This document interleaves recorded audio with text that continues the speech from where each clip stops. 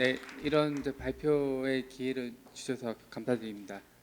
4시 20분까지 하면 되나요? 15분까지. 아, 네. 알겠습니다. 빨리 하도록 하겠습니다.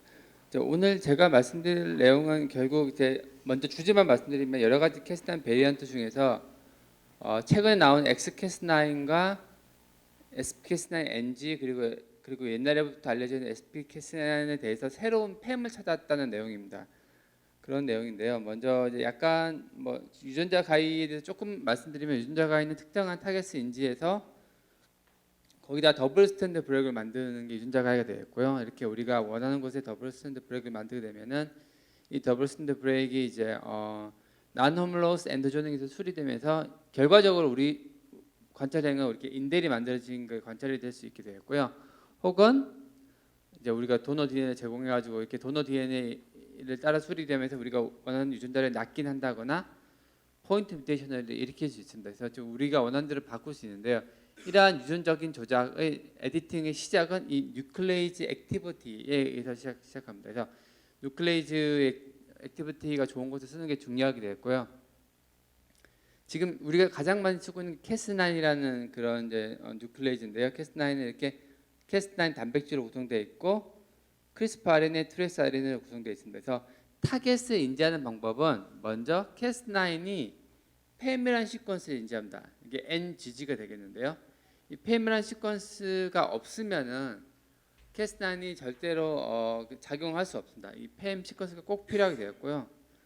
팸 시퀀스가 이제 박테리아마다 다르고 우리가 뽑은 박테리아마다 다르고 서로 다른 캐스9마다 서로 다르게 되겠는데 우리가 가장 많이 쓰고 있는 캐스9이 스트레프토코커스 파이오제네시스에서 뽑은 캐스9입니다. 그 SP-캐스9이라고 그러는데요. 그 스트레프토코커스 파이오제네시스에서 뽑은 캐스9은 NGG가 있습니다. 그래서 NGG 시퀀스가 꼭 있어야만 자르게 되겠습니다. 이걸 이제 팸이라고 그러고 그 나머지 이제 타겟은 우리가 가이드 RNA.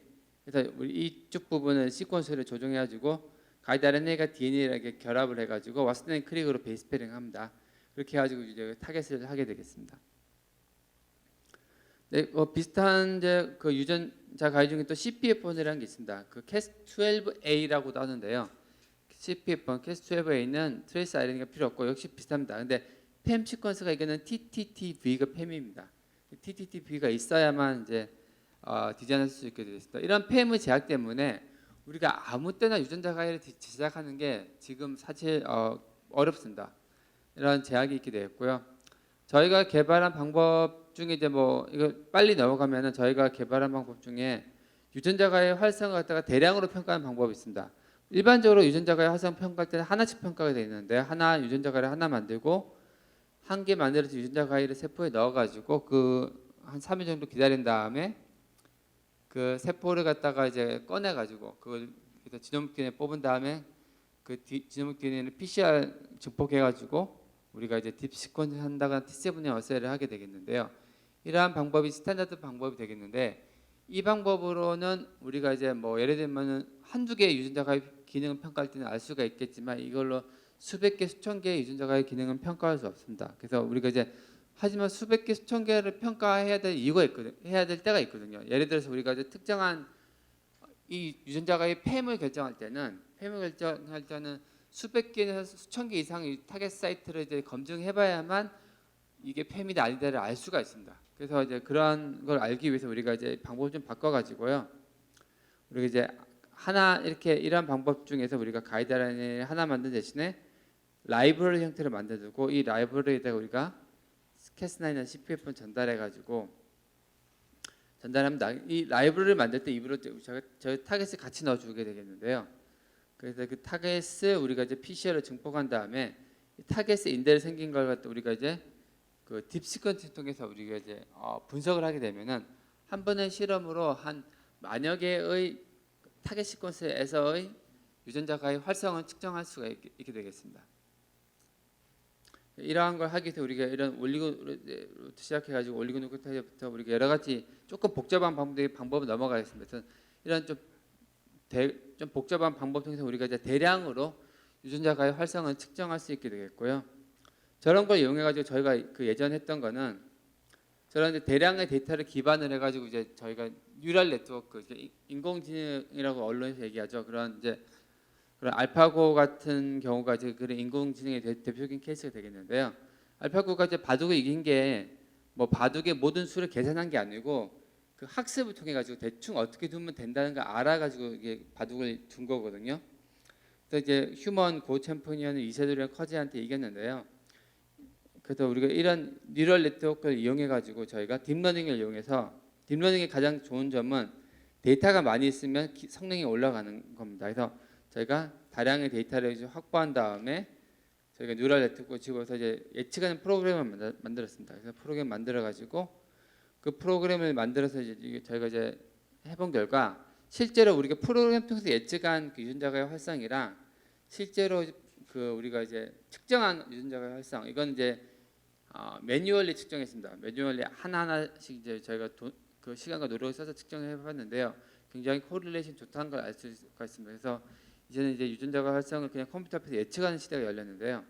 이러다가 이제 작년도에 이제 두 개의 그룹에서 서로 다른 유전자 가이가 나왔는데 이 유전자 가이들이 이제 기존의 유전자 가이의 판세를 바꾼다고 생각했던 게 먼저 데이비드 율 그룹에서 만든 게 엑스캐스나이라고 이름을 지었는데 그 같은 경우는 팸 컴패티빌리티가 굉장히 넓고 NGG가 아니고 그 외의 시퀀스도 팸으로 인지하는 거죠. 그다음에 스페시피시티가 높다고 이제 자기들이 발표했었고요. 그다음에 이제 오사무 노레키 그룹에서 또 이제 하나 또 만들었는데 그거는 SPCAS9NG라고 이름을 지었는데요. 이 논문에서는 SPCAS9NG라는 걸 만들었는데 그거는 팸 시퀀스가 NG입니다. NG. 그냥 NGG가 아니고 NG가 되기 때문에 우리가 타겟팅할 수 있는 팸이 4배로 넓어진다. 그래서 그렇게 해서 굉장히 사실 그래서 앞으로는 유전자가의 에디팅은 거의 이 두 개로 많이 할 거라고 이제 논문에 나오긴 했습니다.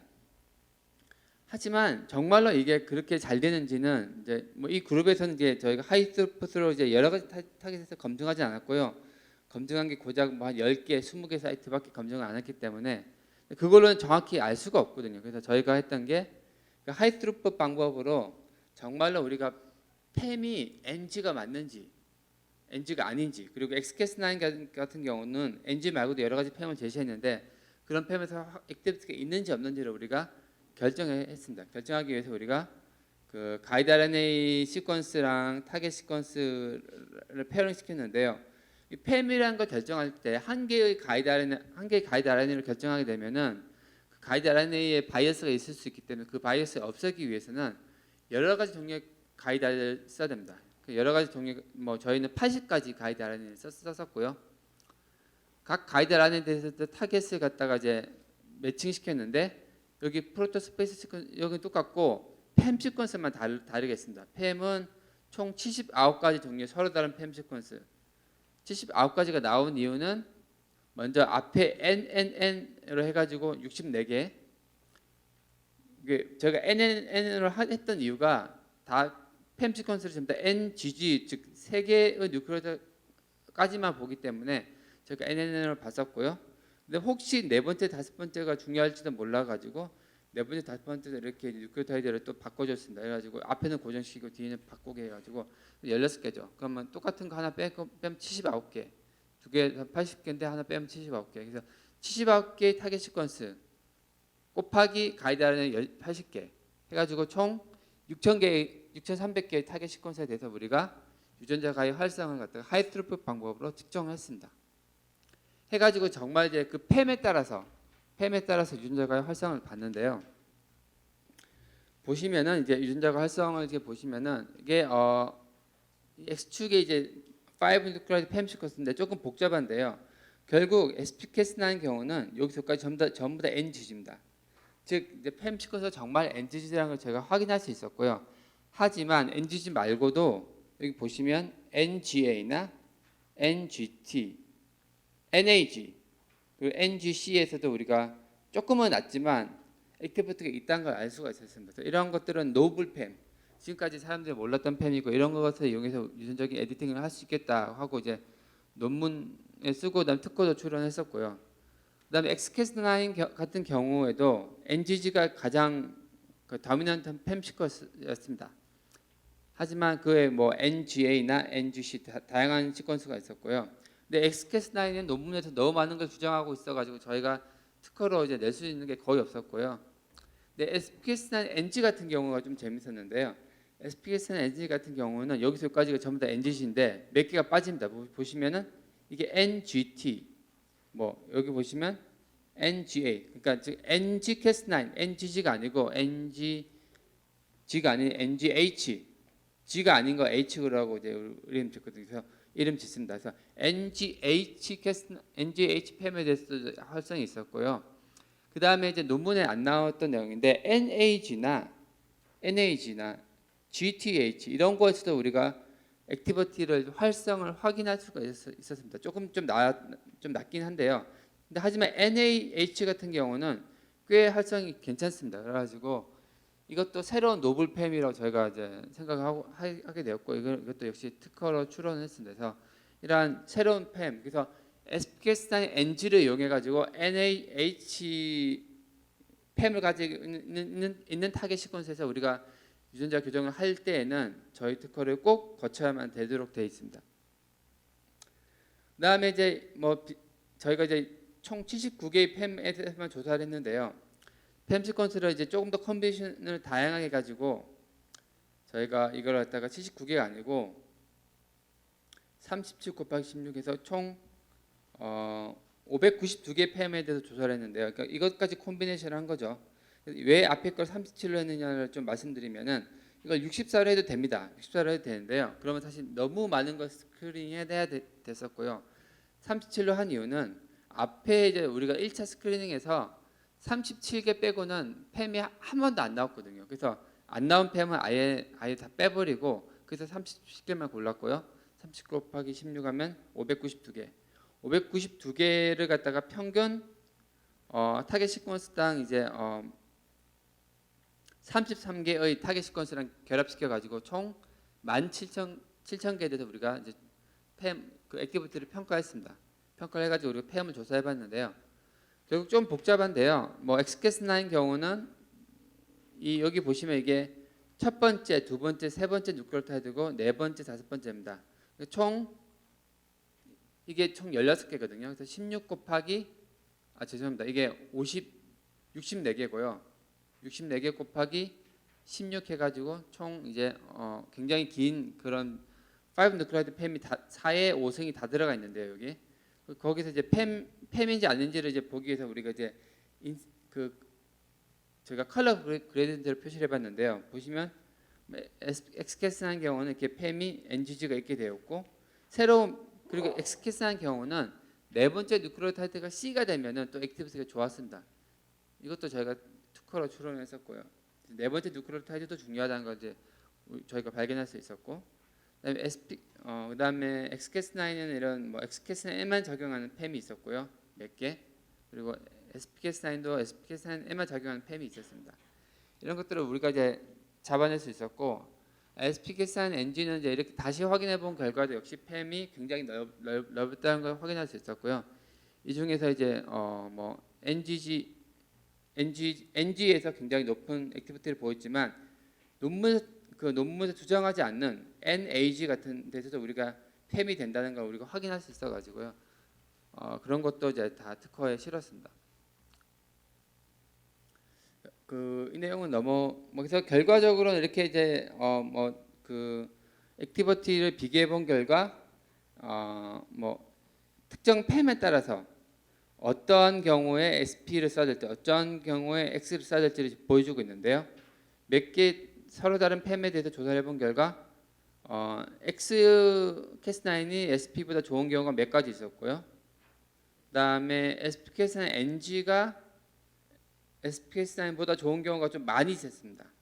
근데 이제 여전히 SPK9 좋은 경우가 있었는데요. 그런 경우는 NGG 원래 그 컨벤셔널 팸 시퀀스는 NGG에서는 SPK9이 더 좋았습니다.